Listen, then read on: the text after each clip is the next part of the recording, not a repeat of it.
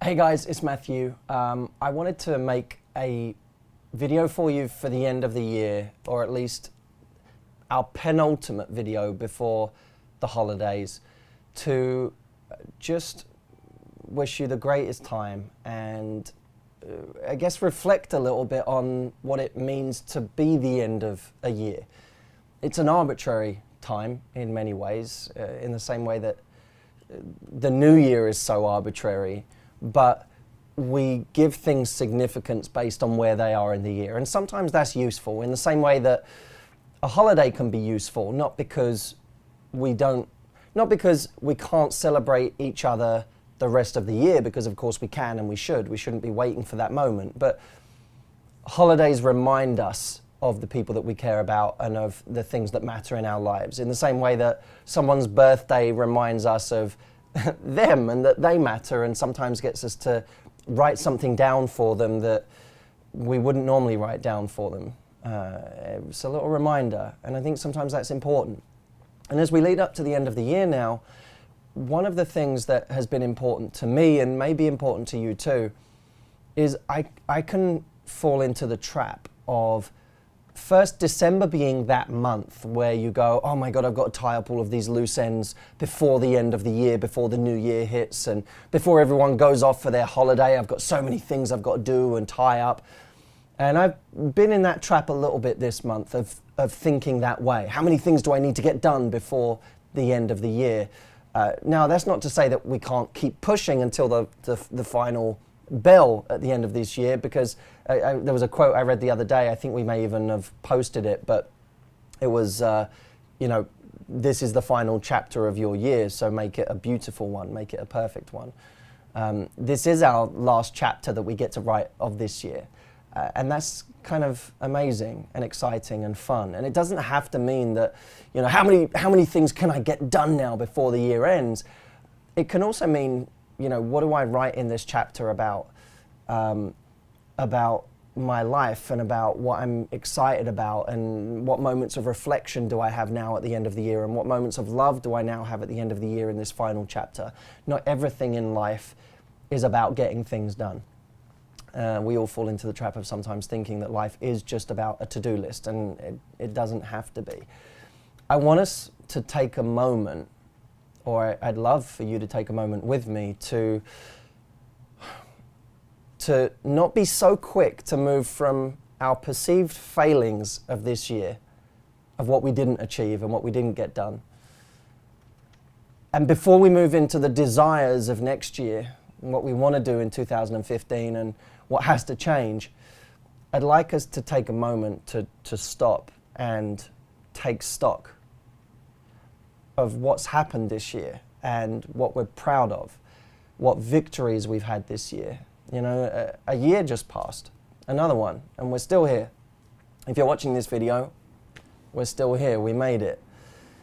And I know that just as there are things that didn't go well for you this year, and there were things that you didn't get done, and there were things that you may feel like you failed at, there are things that you did do. There are victories that you did have. And I think that's an incredible thing.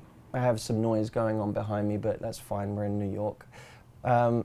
I think that's an incredible thing, that we did get things done. And Jameson actually said to me the other day, he's carrying around a journal right now, and he's been writing down. We went to a restaurant here in New York the other night, and after the restaurant, he wrote down he said to me, what's the name of the restaurant? We wrote it down, and he said, I'm writing it down because I realized that so many things happen for me that I just don't remember, even good times.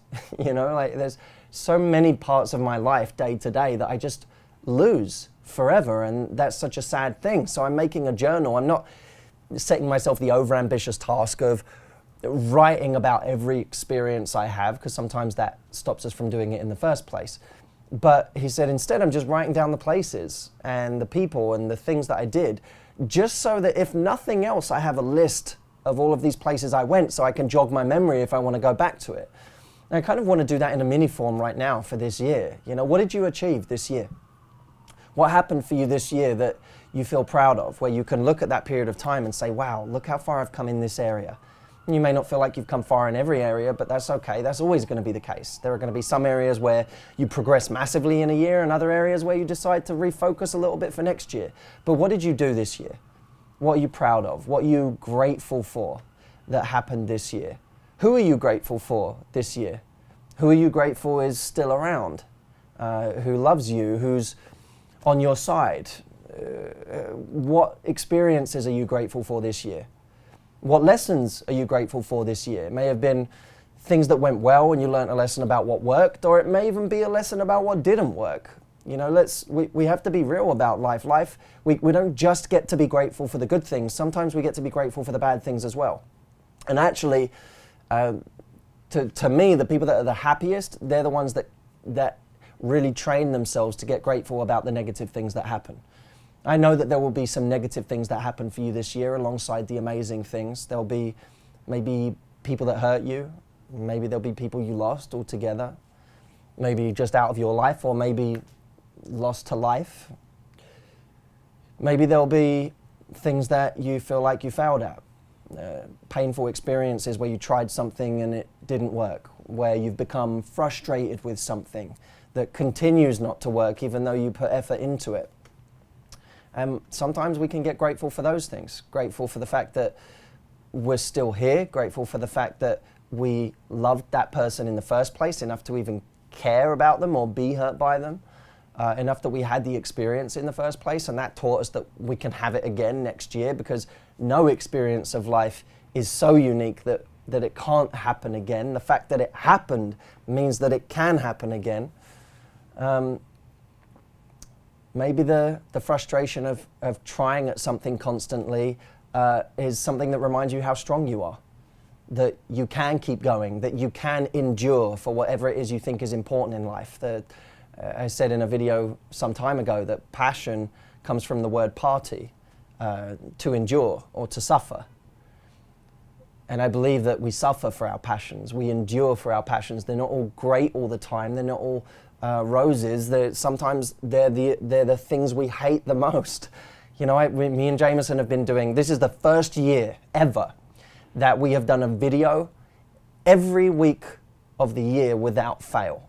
In fact, this year we did 2 every week, because we did an iHeartRadio video on a Wednesday and we did a blog video like this one on a Sunday. And I set myself a challenge, and we sat down and we said, this year we have to do it every week without fail. That's going to be part of our mission, is to form that ritual of doing it every week and not having an excuse for not doing it. And we did that. We did it every single week. We didn't miss one week, even when it was difficult or when I was traveling or Jameson was traveling. We still made it happen every week of the year. And sometimes that sucked. Sometimes we would have to make a video even though we had no inspiration. We would sit there and think, what the f*** are we going to talk about today? Like, we've just made 40 videos in a row. What do we talk about today? And we'd have those moments of inspiration or lack of inspiration. Or there'd be moments when we were tired, or there'd be moments where I was sick. I'm not going to tell you which videos they were, but there was a couple of videos where I was so sick, so ill that day, that I was doubled over on the floor minutes before Jameson hit record. And I said to him, like, he was looking at me, and I said to him, listen, whenever we hit record, you just need to tell me, because I need to stand up and do this video and then go back down to the floor. And I stood up, and my eyes were watering and my nose was stuffy in my head and I felt nauseous, and we got up and we did the video, and I hated it at the time. It sucked, but sometimes that's passion. You know, that we think that when we're in pain, it's because we're doing the wrong thing. That's not always the case. Sometimes you're doing the right thing and it sucks. So all this is to say that part of the beauty of a year is not just in the good, it's in the bad. And that we should take a moment at the end of this year and not be in such a hurry to get to 2015 that we don't just stop for a moment and think about the amazing year that we've just had, and the growth and the good and the bad and the people, and the achievements and the failures and the experiences. There are so many hidden lessons in this year. And it's always a shame when people forget the past, because the past is is this rich tapestry that you get to go back to, where there are little gems that you'll keep finding that you didn't even realize were there at the time, that teach you something. You know, why is it we read the great philosophers from thousands of years ago? Why is it we study people that are long passed away? It's because there continue to be gems of wisdom and richness in the experiences of things that have already happened. Just as we do that with a philosopher of 2,000 years ago, we get to do the same with the last 360 roundabout days of our year. We get to do the same with that, and that's a beautiful thing. So take a moment. If it's 5 minutes now, if it's an hour tomorrow, if it's a whole day, to just sit and think about your year, maybe make a list, write about it, and think about the beauty that was there, both visible and hidden, in your amazing year in 2014. We are going to round off this year with a little bit of fun. We thought we'd do something a little light-hearted to cap off the year. We've done so many serious, we've done a few ridiculous videos this year, but always coupled with a serious message, if you can find it. But this year we wanted to end with something a bit funny. So next week, tune in, check your email. If you're not on our email by now, by the way, be there. It's go to howtogettheguide.com/advice and sign up. Check your email, check YouTube, check the blog, and we'll have something funny for you coming this week. I hope you've had a wonderful year, guys. I know you have if you search for it. I'm excited. I'm excited that you're still here. I'm excited that we continue building this community of incredible people. I'm excited that even when that 10% of people comes in to be ultra negative or ultra crazy and say weird or angry or vicious things, that there are so many of you out there who are so positive and excited and enjoy real debate, intelligent debate, that you're quick to defend important ideas, because I see that, to me, more than anything, and I guess maybe we've never said it like this, but more than anything, I believe that this is a place where we get to defend and promote important ideas. And I don't always get to do that on TV when I've got 4 minutes and I have to be lowest common denominator in everything I say. I know some of you have seen that side of me. But here we get to do it our way. This is our show. This is our show, and we get to do it the way we want it to be. And I think that's very, very exciting. And if you keep coming back in 2015 and supporting me, and you give me someone to talk to, I will keep coming back with what I believe to be truth and authenticity, and we'll keep admitting when I'm wrong and when I screw up, and we'll keep telling you about my own faults and problems, as well as the things that I might be doing well at any time. And we'll keep creating this place that cuts through the bullshit of life and all of the noise that's out there, and have this wonderful group of people that is an incredible peer group who keep growing together. So thank you, guys. I love you.